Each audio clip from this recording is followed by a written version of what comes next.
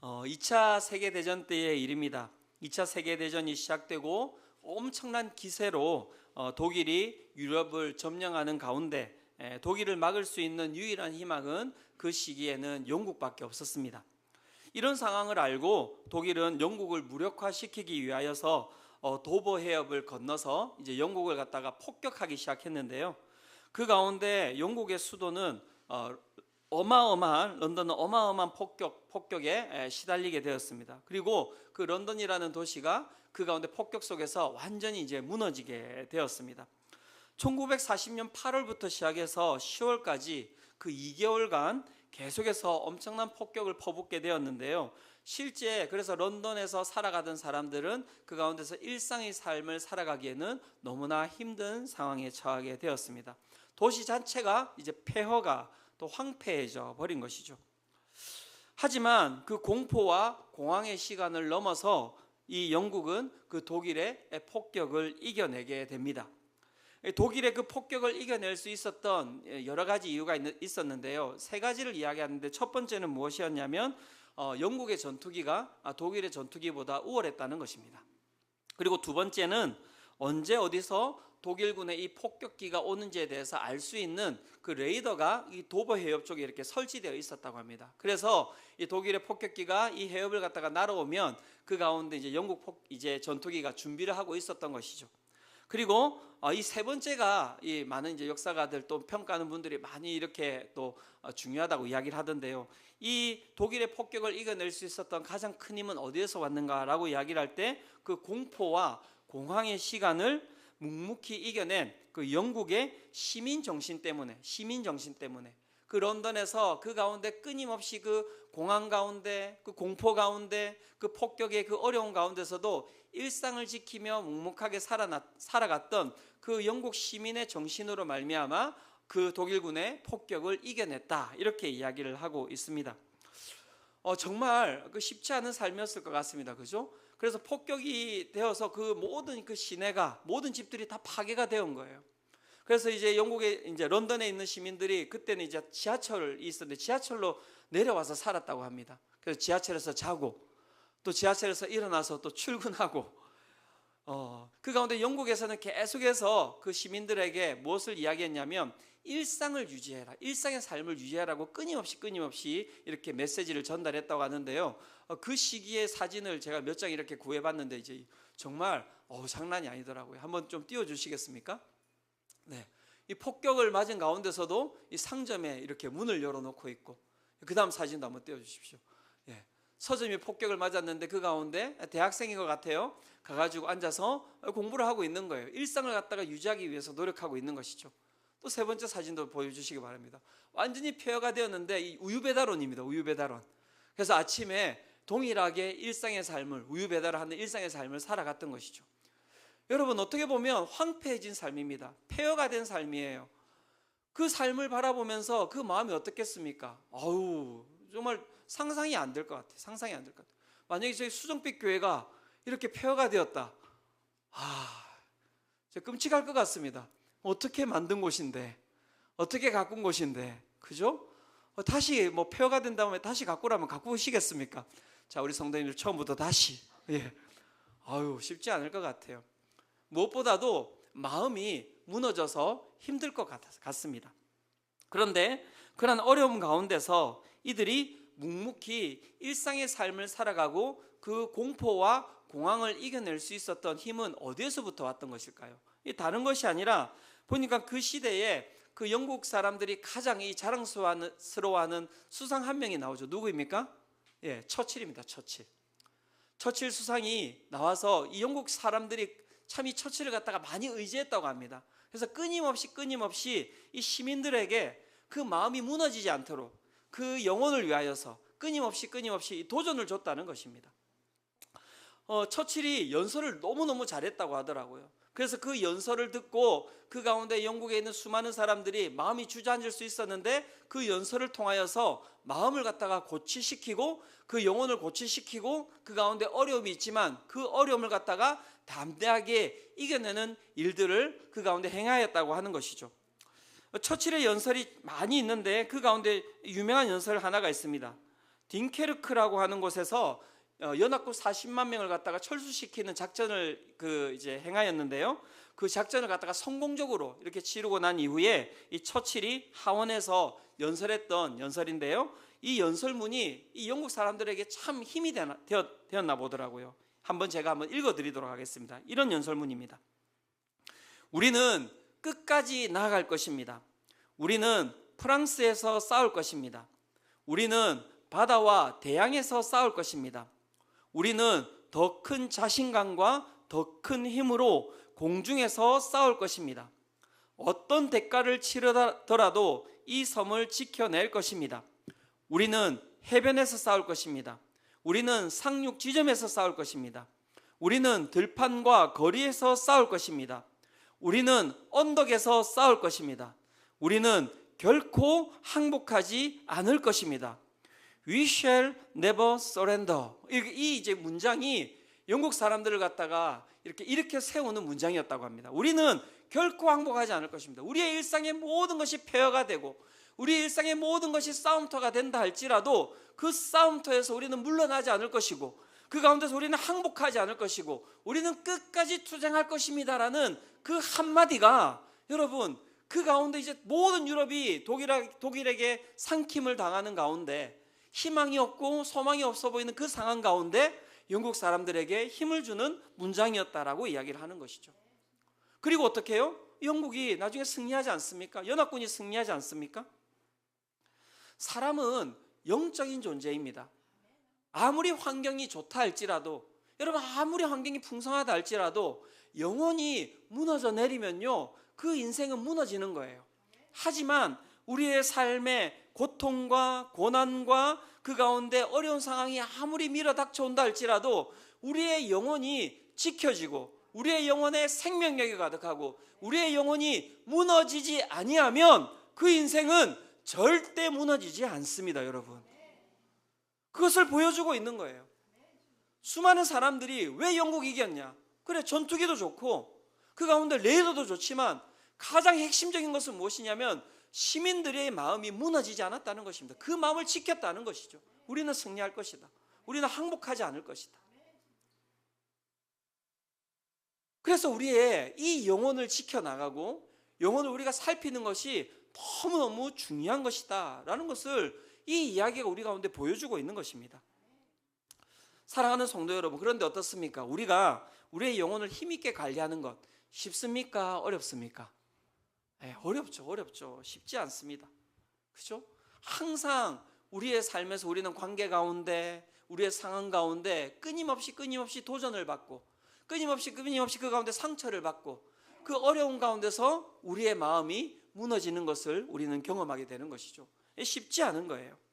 그런데 성경도 그 이야기를 하고 있습니다. 우리의 영혼을 지키고 우리의 영혼을 보호하고 우리의 영혼을 갖다가 깨끗하게 하는 것이 쉽지 않다. 왜 그것이 어려운지에 대해서 오늘 우리가 읽었던 이 시편이 명확하게 이야기를 해주고 있는데요. 시편 63편 9절에서 10절이 이렇게 이야기하고 있습니다. 나의 영혼을 찾아 멸하려 하는 그들은 땅 깊은 곳에 들어가며 칼의 세력에 넘어져 승냥이의 먹이가 되리이다. 이 다윗이 쓴 시인데요. 다윗이 지금 뭐라고 이야기하고 있습니까? 나의 영혼이 있는데 나의 영혼을 찾아서 무엇을 하려는 사람들이 있다는 것입니까? 멸하려 하는 사람들이 있다. 멸하려 하는 사람들. 그래서 사랑하는 성도님들, 오늘 우리의 영혼이 곤고하십니까? 우리의 영혼이 피폐해져 계십니까? 오늘도 우리의 영혼이 메말라 있습니까? 왜 그런 줄 아십니까?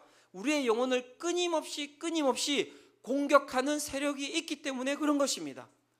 내 옆에 있는 관계가 내 영혼을 힘들게 하고 내 옆에 있는 여러 가지 일들이 내 영혼을 힘들게 하는 것처럼 보이지만 여러분 그렇지 않아요.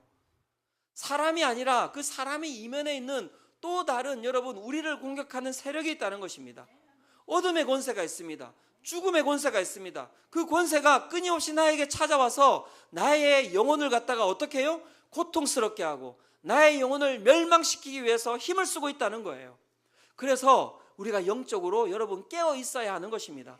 내 영혼을 살펴볼 필요가 있는 것입니다. 지금 내 영혼에 무엇이 가득 차 있는지, 내 영혼에 어떤 단어가 가득 차 있는지 그것을 살피지 아니하면 우리는 그 가운데서 무너질 수밖에 없는 거예요. 목사님, 그런데 저 가만히 있는데요, 아무것도 안 하는데 왜 목사님 제 영혼은 이렇게 피폐해져 있죠? 가만히 있어서 피폐해지는 거예요. 아무것도 안 해서 피폐해지는 겁니다. 여러분, 이 수성빛 교회를 가만히 둬보세요. 여러분, 우리가 깨끗하게 할 것이라고 생각하면서 아무도 이용하지 않고 가만히 두면 이 수성빛 교회, 여러분, 이 터가 깨끗해지겠습니까? 아름다워지겠습니까? 천만의 말씀이죠. 천만의 말씀이죠. 그래서 9월 첫째 주에 교회 청소를 합니다. 그죠? 힘을 써야 돼요. 나와서 잡초도 뽑아야 되고, 나와서 그 가운데 거미줄도 쳐야 하고, 그러지 않으면 절대 정리되지 않고요, 절대 깨끗하게 되지 않습니다. 근데 영혼도 마찬가지라는 거예요. 우리의 영혼을 가만두면요, 잡초가 자라기 시작합니다. 우리의 영혼을 가만두면요, 그 가운데 거미줄을 치기 시작하고요, 우리의 영혼을 가만두면요, 그 가운데 돌밭이 되고 가시덩굴이 그 가운데 엉키기 시작합니다. 그렇게 영혼이 관리가 되지 않잖아요. 아무리 그 밖으로 보기에 풍성해 보이고 부유해 보인다 하더라도 영혼이 피폐한 분들의 얼굴은요, 그 가운데 정말 고통과 짜증과 분노가 얼굴에 가득해요. 하지만 우리의 삶이 부족하다 하더라도, 우리의 삶에 여러분 궁핍하다 하더라도, 그 영혼이 여러분 굳건하게 서 있고 그 영혼 가운데 생명이 가득한 분들은 여러분 얼굴에 빛이 반짝반짝 난단 말이죠. 그런 분들이 어디에 있습니까? 바로 여러분들의 옆에 있지 않습니까? 한번 보시겠어요? 반짝반짝 빛이 나죠. 그죠? 왜요? 우리 수성빛교회 모든 성도님들은 영혼이 잘 관리되고 있기 때문에 그렇습니다. 믿으십니까? 이러면 또 아멘이라고 또 받아들이셔야 된다고 제가 몇 번 이야기 들었어요. 믿으십니까? 네. 그렇죠? 여러분, 얼굴만 달라지는 게 아니죠. 제 앞에 이야기 드렸지 않습니까? 그죠? 우리의 삶의 모든 환경까지도 다 바뀌게 되는 거예요. 그런 측면에 우리의 영혼을 관리하는 것이 얼마나 중요한지 모릅니다. 관리하지 않으면 영혼이 메마르게 됩니다. 관리하지 않으면요, 우리의 영혼이 황폐한 땅이 되게 되고요. 그렇게 하면 끊임없이 내 마음 가운데 있는 그 황폐함이, 내 마음 가운데 있는 그 메마름이, 내 가운데 있는 여러분 그 폐허가 내 입으로 튀어나와서 내 눈으로, 내 얼굴의 표정으로, 내 손길로 나와서 내가 걸어가는 곳곳마다 폐허가 되고요, 내가 걸어가는 곳곳마다 피폐해지고요, 내가 걸어가는 곳곳마다 여러분 고통과 그 가운데 분노와 짜증이 가득하게 되는 거예요. 그런 삶을 살고 싶으세요? 아니잖아요. 우리 모두가 우리의 환경이 어떠하든지 내가 걸어가는 곳에 생명력이 가득하고, 내가 지나간 길에는 정말 무엇 하나 그 가운데 더러워진 것이 없고 깨끗해지고, 내가 걸어가는 곳마다 질서가 생기고, 그 가운데 넘어져 있던 자들이 일어서고 기쁨이 생기고 아름다움이 생기는 것, 우리 아까 도화를 위해서 기도했던 것처럼 걸어가는 길마다 아름다움이 생기는 것, 그것이 우리가 원하는 삶이 아닙니까? 아니셨군요. 그거 원하셔야 돼요. 맨날 그냥 신문 보면서 뭐 하이닉스는 어떻게 되니, 뭐 삼성전자는 어떻게 되니, 그게 영혼하고 무슨 상관이 있다고 생각하세요? 내 영혼하고 무슨 상관이 있습니까? 잠시의 기쁨? 그 다음에 있는 허무함? 그거 어떻게 메꾸실 거예요? 영혼을 관리하는 자가, 영혼을 잘 관리하는 자가 여러분 이 땅 가운데서 행복한 삶을 살아가는 자임을 믿으시기를 축원합니다. 그렇다면 어떻게 우리의 영혼을 관리할 수 있습니까? 어떻게 우리의 영혼을 관리할 수 있습니까? 우리의 영혼을 지키기 위해서, 우리의 영혼을 갖다가 여러분 잘 관리하기 위해서 여러분 기억하셔야 될 것이 두 가지가 있는데요, 오늘 여러분 이 말씀을 꼭 기억하시기 바랍니다. 첫 번째, 우리가 기억해야 될 것은 무엇입니까? 다른 것이 아니라 주를 갈망해야 한다는 것입니다. 자, 저를 따라합시다. 주를 갈망해야 합니다. 자, 더 크게 주를 갈망해야 합니다. 예, 주를 갈망해야 합니다. 우리의 영혼이 힘들고, 우리의 영혼이 피폐해져 있고, 우리의 영혼이 폐허가 되어 있고, 우리의 영혼이 물이 없어 마르고 황폐한 땅이 되었을 때 우리가 첫 번째 해야 되는 것은 무엇이냐면 주를 갈망해야 된다는 것입니다. 오늘 우리가 읽었던 시편 63편이 그 이야기를 하고 있습니다. 다윗이 쓴 시인데요, 구체적인 상황이 명확하지는 않습니다. 하지만 많은 주석가들은 이 시편 63편이 다윗의 아들 압살롬에게 다윗이 피해서 광야를 걸어갈 때 쓴 시다라고 이야기하고 있습니다. 얼마나 그 마음이 여러분 어려웠겠습니까? 그죠? 그 상황을 바라보면서 그가 얼마나 힘들었겠습니까? 그가 죄를 갖다가 그 뿌리면서 옷을 찢어가면서 울면서 그 광야를 걸어갔다라고 이야기를 하고 있지 않습니까? 그러면 그 상황 가운데서 다윗은 자신의 영혼을 지키기 위하여서, 자신의 영혼을 위하여서 무엇을 했을까요? 오늘 시편 63편 1절이 그 이야기를 하고 있습니다. 제가 한번 읽어드리겠습니다. 하나님이여 주는 나의 하나님이시라. 내가 간절히 주를 찾되 물이 없어 마르고 황폐한 땅에서 내 영혼이 주를 갈망하며 내 육체가 주를 앙모하나이다. 물이 없어 마르고 황폐한 땅, 그가 걸어가고 있었던 길이고요. 물이 없어 마르고 황폐한 땅, 그의 영혼을 표현하는 정확한 단어라고 생각을 하는데요. 그러한 마르고 황폐한 그의 영혼의 상태 가운데 그가 지금 무엇을 이야기하고 있습니까? 내 영혼이 주를 갈망하며 내 육체가 주를 앙모하나이다. 여기서 이야기하는 갈망이라고 하는 단어의 뜻은 무엇이냐면 목마름, 갈증이라는 뜻을 가지고 있고요. 내 육체가 주를 앙모하나이다 라고 할 때 이 앙모의 뜻은 무엇이냐면 그 가운데 애타게 그리워하다, 지치도록 사모하다, 세잔할 만큼 열망하다라는 뜻을 가지고 있는데, 여러분 잘 살펴보시면 원래는 내 영혼이 주를 앙모하며 내 육체가 주를 갈망하나이다, 원래는 이렇게 이야기가 돼야 돼요. 그죠? 갈망이라는 단어는 육체하고 연결이 되어 있고 앙모라는 단어는 무엇과 연결되어 있습니까? 내 영혼과 연결되어 있는데 다윗이 그 단어를 어떻게 해요? 교차해서 쓰고 있는 거예요. 무엇을 뜻하는 것일까요? 육체와 내 영혼이 구분되어 있지 않고 하나라는 거예요. 한 마음으로 하나로 지금 무엇을 갖다가 지금 갈망한다는 것입니까?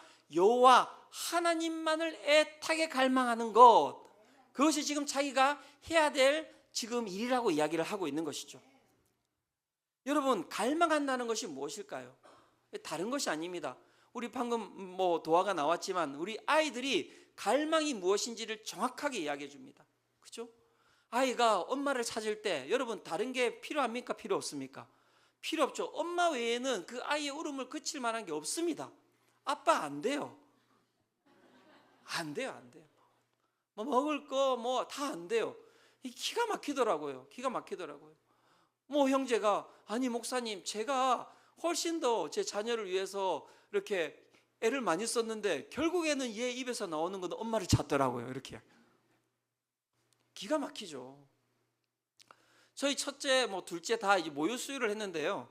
저는 그냥 들어서 알고 있는 겁니다. 집에 들어간 적이 없어서 제가 어느 날 이제 집에 들어갔더니 이제 아내가 첫째 이제 모유 수유를 이제 멈춰야 될 때가 됐다라고 이야기를 하는 거예요. 근데 그게 저한테 이제 이야기하면서 쉽지 않을 거다 이 이야기를 하는 거예요. 그 무슨 얘기겠습니까? 잠 못 잘 거다 이 이야기하는 거예요. 네. 그래서 제가 그냥 떼면 떼지는 게 아닌가? 이제 그렇게 생각했는데 일주일 매일마다 그냥 우는데 막 2시간 3시간 엄마가 올 때까지 울어제껴요. 제가 가도 소용이 없어요. 막 눈빛으로 가! 넌 아니야. 한 번도 12달 동안 온 적도 없으면서 어떻게 엄마 찾는 거. 이거 갖다 줘도 저거 갖다 줘도 다 필요 없고 엄마만 필요한 거. 그래서 첫날 실패하고 또 둘째 날도 실패하고 안 멈춰. 엄마가 가지 않는 날 오직 엄마만 찾는 거예요. 다른 거 다 필요 없어요. 엄마만 가면 기가 막혀요. 그렇게 2시간 3시간 울어제끼다가 엄마만 딱 가서 엄마가 딱 안으면 끝나. 야, 그래서 젖을 떼는데 일주일이 걸리더라고요. 쉽지 않더라고요. 그게 갈망하는 거예요. 다른 거 다 필요 없는 거예요. 다윗이 지금 무엇을 이야기합니까? 승리해서 이기고 싶고 압살롬 제거해주고 이게 아니라 자신의 삶의 그 피폐함, 그 황폐함, 메마름, 그것이 가득 밀어닥쳤을 때 오직 누구만을 갖다가 갈망했다는 것입니까? 여호와 하나님만을 갈망했다는 거예요. 여호와 하나님 외에는 내가 다른 것이 내 영혼에 들어와 봤자 소용이 없습니다. 주님만이 나를 살릴 수 있습니다. 여러분 그 갈망을 가지고 주님께 나아가시기를 축원합니다. 왜 그 갈망을 가지고 우리 주님께 나아가야 되는 것입니까? 다른 것이 아닙니다. 다른 것으로 우리의 영혼을 채우면요 우리의 영혼이 채워지지 않아요. 여러분 아시잖아요. 내 영혼에 다른 것으로 채워봤자 여러분 그 가운데 남는 것은 무엇이냐면 공허함밖에 없습니다. 공허함밖에 없습니다. 돈, 술, 성공, 친구, 이성, 쇼핑 다 채워봤자 여러분 그 다음엔 또 다른 공허함이 남지 않습니까? 제가 이제 야구 이제 안 봐요. 물론 롯데가 못해서 안 보기도 하고요. 그런데 제가 어떤 생각을 했냐면 볼 때는 너무 행복해요. 너무 좋아요. 막 짜릿짜릿하잖아요. 그런데 끝나고 나서 제 감정을 제가 주체를 할 수가 없는 거예요. 어떤 감정이 밀어닥치기 때문에 허무함이 있으니까요. 그 공허함, 그 허무함을 갖다가 메꿔지지가 않으니까 이게 후유증이 너무 큰 거예요. 그래서 이 야구를 내가 이제 보면 안 되겠구나. 보면 안 되겠구나. 그래서 이제 제가 야구를 이제 안 봅니다. 봐도 5분짜리 하이라이트 보죠. 그 3시간, 4시간이라는 시간 이후에 내 마음을 갖다가 다듬는 시간이 너무 많더라고요. 너무 오래 걸리더라고요. 여러분 다른 것으로 여러분들의 마음을 채우면 바닷물과 똑같습니다. 막 재산이 증식되면 좋죠? 근데 그게 끝이 나요? 아니죠. 불안과 두려움이 나를 갖다가 턱 밀어닥치죠. 성공하면 좋습니까? 아니잖아요. 성공한 이후에는 떨어질까 봐 더 큰 불안함이 우리를 밀어닥치지 않습니까? 술 마시면 그 순간은 좋죠. 하지만 그 뒤에 있는 허무함이 여러분 어떻게 우리를 밀어닥치는지 마시는 분들 지금 고개 몇몇 분 끄덕거렸는데 아시죠? 그죠? 예. 안 돼요, 안 돼요. 그래서 주 외에 다른 것을 앙모하고 간절히 바라면 안 되는 거예요. 또 여러분 하나님 올바른 복음 외에 여러분 다른 것에 귀를 기울이시면 안 됩니다. 진리가 아닌 것을 갈망하는 분들이 계세요. 제가 이제 좀 이야기 드리는데 유튜브 아무거나 보지 마세요. 큰일 납니다. 큰일 납니다. 유튜브 이렇게 보시는 분들은 저한테 꼭 허락 받고 보세요. 목사님 이 유튜브 봐도 되냐고. 제가 점검해 드릴게요. 뭐 제 거 보라는 게 아니잖아요. 조회수 좀 올려주세요 뭐 이런 거 아니잖아요. 아니 다른 거 보셔도 돼요. 좋은 영상 많아요. 저도 정말 설교 한 편 준비하려면 뭐 정말 설교를 갖다가 20편 30편을 봅니다. 제가 좋은 목사님들 소개해 드릴 테니까요 저한테 와서 점검 받으세요. 막 마음대로 보시고 좋다고 해가지고 또 옆에 또 권해주시고 그러시면 안 돼요. 여러분 얼마나 무서운지 모릅니다. 얼마나 무서운지 모릅니다. 이게 내 이성을 건드리는 게 아니라 내 영혼을 건드리기 때문에 그래요. 영혼이 건드려지면요 이단으로 들어가면 그 영혼이 다시 빠져나오는 게 여러분 얼마나 어려운지 아십니까? 이단이 왜 이단인지 아세요? 달을 이, 끝단. 처음에 똑같다고요. 막 처음에 좋아, 은혜롭네. 근데 가다가 보면 그 끝이 무엇인지 아십니까? 내 영혼이 피폐해지는 거예요. 그러니까 저한테 꼭 점검받고 보시기 바랍니다. 한 분 한 분 다 어떻게 핸드폰을 받아서 제가 점검해 봐야 되나? 이렇게. 네. 점검 받으세요. 얼마나 무서운지 요즘 얼마나 무서운지 몰라요.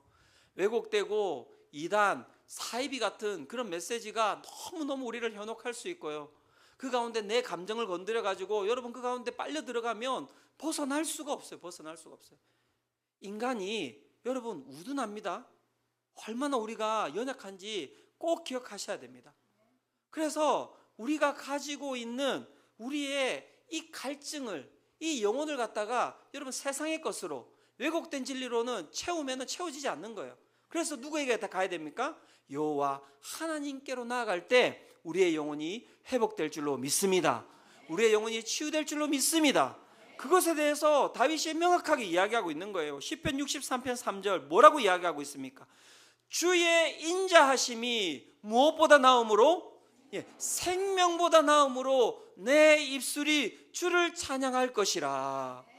내 생명보다 더 좋은 것이 무엇입니까? 주님의 인자하심이라는 거예요. 내 생명과 이 세상의 모든 것과 바꿀 수 없는 것이라고 이야기했는데 내 생명과 바꿀 수 있는 것이 있는 거예요. 그것이 무엇입니까? 주님의 인자하심, 주님의 사랑과 내 생명이 바꿀 수 있다는 것입니다. 왜요?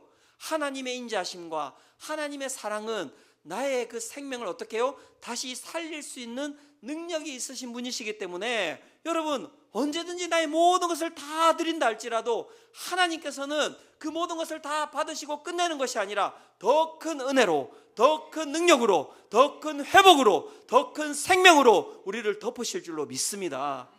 그래서 주의 인자심, 주의 사랑을 붙들며 나아가는 자는 영원히 흔들리지 않는 거예요. 흔들린다 하더라도 그 가운데 무너지지 않는 것입니다. 내 평생에 가는 길이라는 찬양 아시죠, 여러분? 내 평생에 가는 길 순탄하여, 아시죠, 이 찬양? 이 찬양을 갖다가 쓴 이 작사가가 누구냐면 호레이쇼 스페포드라는 사람입니다. 이 사람이 시카고에서 아주 성공한 변호사이자 사업가였어요. 이 사람이 항상 D.L. 무디라고 하는 이 전도자, 유명한 전도자가 있었는데요, 이 전도자가 어디를 가든지 재정적으로 지원하고 시간적으로 지원하고 그 집회에 항상 따라다니면서 그 사람을 도와주는 사람이었어요. 얼마나 귀한 사람입니까? D.L. 무디라고 하는 이 전도자가 이제 유럽에 전도 집회를 가게 되었습니다. 미국에서 유럽으로 가게 되었는데요, 이제 스페포드가 또 돕기 위하여서 어떻게 했냐면 먼저 아내와 딸을 갖다가 배에다 태워가지고 유럽으로 보낸 거예요. 그런데 그 다음에 자신이 따라가려고 했는데 그 가운데 이제 참 큰 일이 벌어진 거죠. 아내와 내 딸을 태우고 가던 배가 다른 배하고 충돌하면서 그 배가 침몰하게 됩니다. 그리고 아내만 살고 내 딸이 그 가운데서 죽게 돼요. 얼마나 뭐라고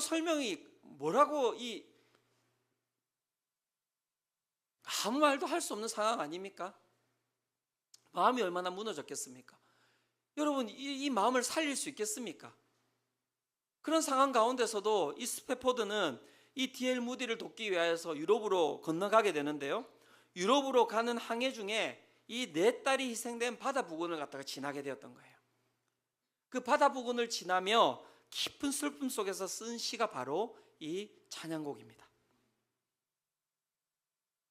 내 평생에 가는 길 순탄하여 늘 잔잔한 강 같든지 큰 풍파로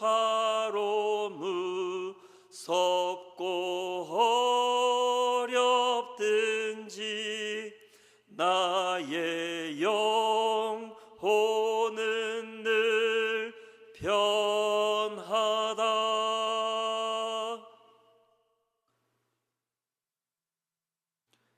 그가 정말 이렇게 평안해서 이렇게 여러분 시를 썼을까요? 우리 기독교가 그런 종교입니까?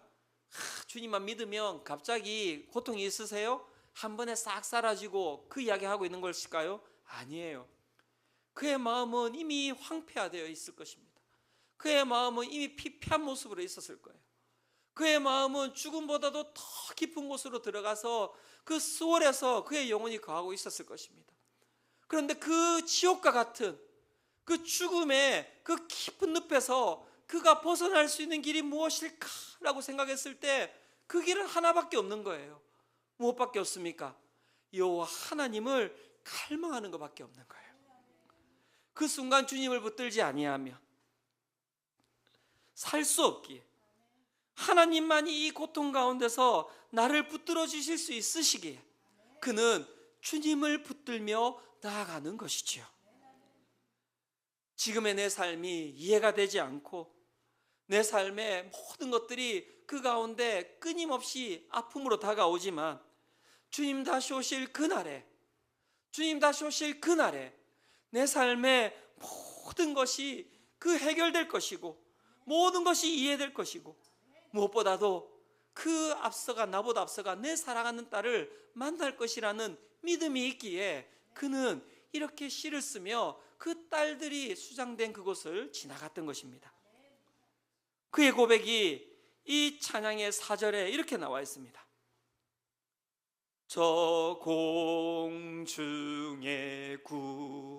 구름이 일어나며 큰 나팔이 울릴 때에 주 오셔서 상을 심판해도 나의 영혼은 겁없으리. 믿음으로 가는 것이죠. 그의 영혼이 깊은 그 고통 가운데 빠져 있지만 그는 그 가운데서 그렇게 좌절하고 낭망하지 않았던 것입니다. 왜 그렇습니까? 그를 살리는 유일한 길, 그 영혼을 갖다가 다시 일으킬 수 있는 유일한 길은 바로 여호와 하나님 한 분뿐이기 때문에 그런 것이죠. 사랑하는 성도님들, 주님의 사랑이 생명보다 나음을 믿으시기를 축원합니다. 그는 그 사랑을 경험하며 나아갔던 것이죠. 다윗 또한 마찬가지입니다. 그의 삶의 모든 것이 고통이고 눈앞에 보이는 모든 것이 그의 삶의 아픔이고 공황이고 공포였지만 그 가운데서 그는 다른 것을 찾지 않았습니다. 전쟁에 승리하게 해주십시오.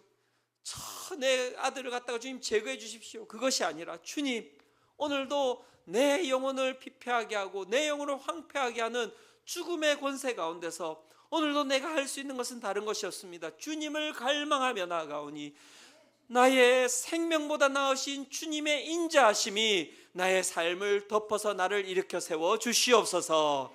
오늘도 고통 가운데, 환난 가운데, 피폐함 가운데, 폐허 가운데 그렇게 나아가는 성도님들 계시다면 주님을 갈망함으로 말미암아 그 삶이 회복되는 은혜를 맛보시기를 축원합니다.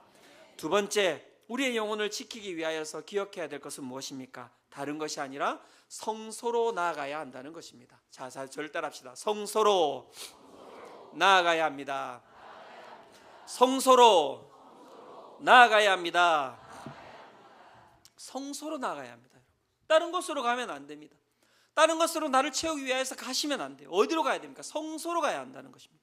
성소가 어디입니까, 여러분? 맞습니다. 이 예배당도 하나님이 임재하시는 성소이지만 더 확대된 개념으로 우리는 성소를 기억하고 있을 수 있습니다.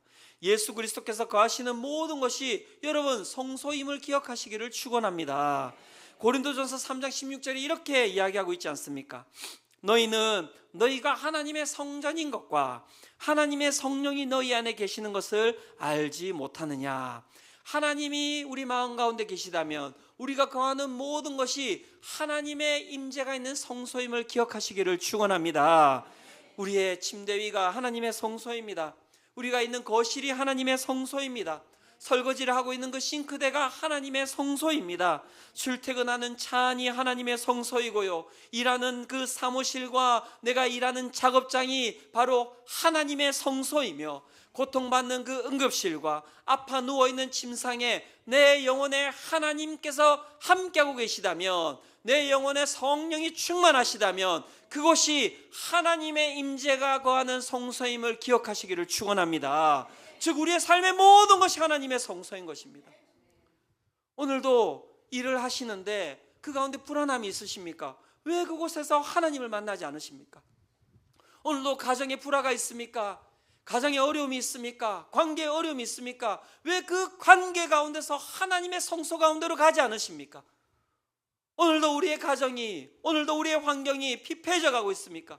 왜 그 피폐해져 가는 환경 가운데서 하나님의 성소로 나아가지 않으십니까? 여러분들의 육체가 아프십니까? 육체가 고통스러우십니까? 왜 그 육체의 고통스러운 그 순간에 여러분 하나님의 성소가 이미 여러분들의 영혼 가운데 있는데 왜 하나님께로 나아가지 않으십니까? 사랑하는 성도님들, 모든 환경 가운데서 주님을 찾으시기를 축원합니다.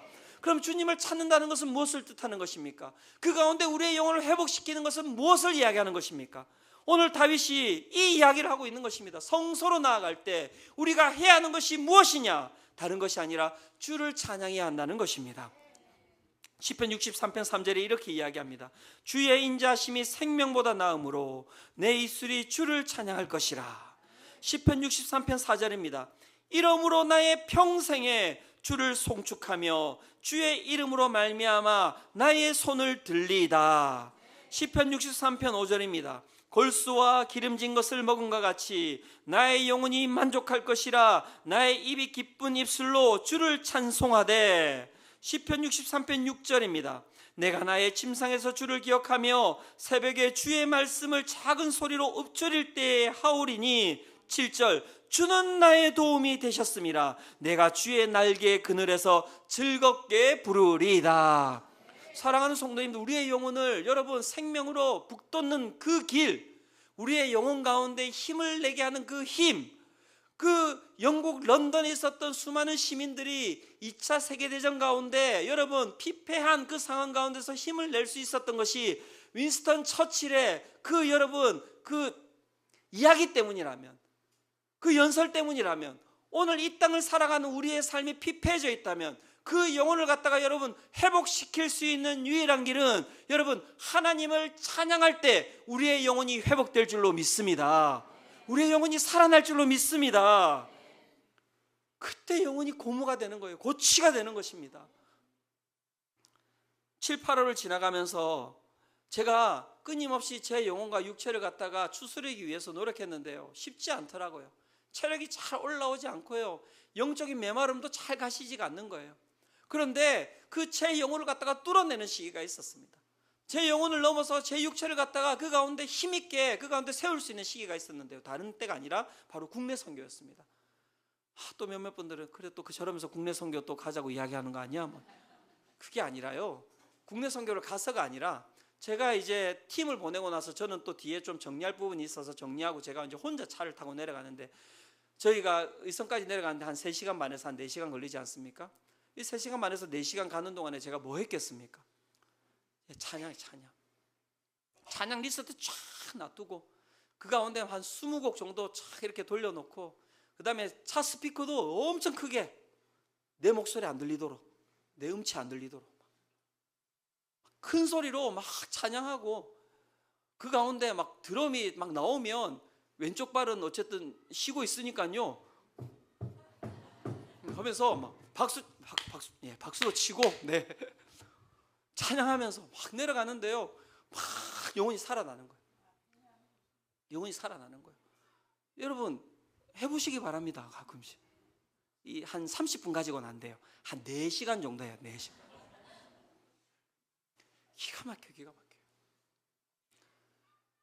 제 마음 가운데 두려움이 많고요, 국내 선교가 잘 될지, 해외 선교, 국내 선교, 해외 선교뿐만이 아니라 막 2학기, 막 내년, 막 끊임없이 제 가운데 두려움이 가득하고요, 한 분 영혼에 대한 부분들, 성도님에 대한 부분들, 얼마나 마음 가운데 근심과 걱정이 많은지 모릅니다. 이겨낼 수 있는 방법이 없습니다. 자도 안 되고요, 먹어도 안 되고요, 운동해도 안 되고요, 근심은 사라지지 않는데요, 주를 찬양할 때 내 마음 가운데 있는 그 근심을 이겨내는 능력을 맛보았음을 믿으시기를 축원합니다. 그 내려가면서 4시간 동안 수많은 찬양을 불렀는데요, 그 찬양 가운데 제 뼛속 깊이 들어와서 저를 갖다가 그 어두운 가운데서 밀어 올리는 찬양 한 곡이 있었는데, 이 찬양입니다. 두려워 말라 너와 함께함이니 놀라지 말라 나는 내 하나님 됨이니 무서워 말라 내가 널 도와주리니 너는 마음에 염려치 말라 내가 너를 굳세게 하리라 내 손으로 너를 꼭 붙잡아 주리라 내가 너를 의롭게 함이니 너는 마음에 염려치 말라. 얼마나 은혜가 되는지 몰라요. 내 가운데 있었던 그 죽을 것 같은 그 모든 염려와 근심 가운데서 이 찬양이 막 속에서 여러분 끓어오르는데 여러분 그 가운데 눈물이 터져 나오는 거예요. 하나님을 찬양하고 그 가운데 하나님을 부르짖고 그러면서도 앞은 정확하게 보고 갔습니다. 여러분 걱정하지 마시고 이게 살아있는 것이지, 이게 생명이지. 주님, 제가 내일을 걱정하지 않습니다. 오늘 나에게 주신 이 하루를 주님 찬양하며 감사함으로 내가 하나님 모든 것을 이겨내며 살아갈 수 있을 것 같습니다. 여러분 찬양의 능력이 있음을 믿으시기를 축원합니다. 영적으로 쩍쩍 갈라져 있는 그런 영혼 가운데 여러분 찬양하며 나아가면 여러분 단비가 내려오고요, 해갈의 기쁨이 생기고요, 회복의 능력이 생기고요, 뭐든지 다 이겨낼 수 있을 것 같은 힘이 그 가운데 솟아오르는 것을 여러분 경험하시기를 축원합니다. 다음 주 선교 주일이잖아요. 우리가 한 주 동안 여러분 마음을 고치시키고 오시기 바랍니다. 하나님의 일하심, 하나님의 승리하심, 간자, 보낸 자가 다 함께 그 가운데서 하나님을 찬양하며 우리 가운데 베푸신 그 승리를 여러분 선포하는 시간이 될 것입니다. 선교 때 힘드셨어요? 막 선교 때 어려우셨어요? 당연한 거예요. 당연한 거예요. 왜 그렇게 말짱한 얼굴로 오셨어요 다들? 그러면 안 돼요. 험한 곳으로 갔으니까, 어려운 곳으로 갔으니까 당연하게 마음이 어려우셨어야 되고요, 당연하게 내 마음이 힘들었어야 되고요, 당연하게 부딪힘이 있어야 되는 거 당연한 거예요. 그런데 내 그 당연함으로 말미암아 하나님의 승리가 선포되는 것이잖아요. 한 영혼이 돌아온 거예요. 한 영혼이 복음을 받아들인 것입니다. 이게 얼마나 귀한 여러분 능력입니까? 사랑하는 성도님들, 다음 주를 기대하시기를 축원합니다. 하나님의 천국 잔치가 이 가운데서 벌어질 것입니다. 하나님의 승리의 잔치가 벌어질 것입니다. 1, 2부만 드리지 마시고 3부도 드리고 가세요. 3부 다 드리고 가세요. 옆에 이야기하실까요? 3부까지 드리고 가실래요? 이렇게. 네. 그리스도인들은 그래서 찬양하며 살아가는 사람들입니다. 하나님을 찬양하며 나갈 때 주의 인자심이 생명보다 나음으로 여러분 내 삶에 있는 그 모든 어려움들을 내가 헤치고 나가는 능력을 경험할 줄로 믿습니다. 결론을 맺고자 합니다. 영혼이 공고하십니까? 영혼이 고통 가운데 계십니까? 영혼이 메말라 계십니까? 영혼이 황폐해 계십니까? 나의 생명보다 나으신 주님의 사랑 가운데 갈급함으로 나가시기를 축원합니다. 하나님의 성소에서 찬양하며 다윗이 누렸던 그 해갈의 기쁨을 오늘 이 성소 가운데서 주님을 갈망하며 나아가는 우리 모든 성도님들에게 주께서 동일하게 허락하여 주실 줄로 믿습니다.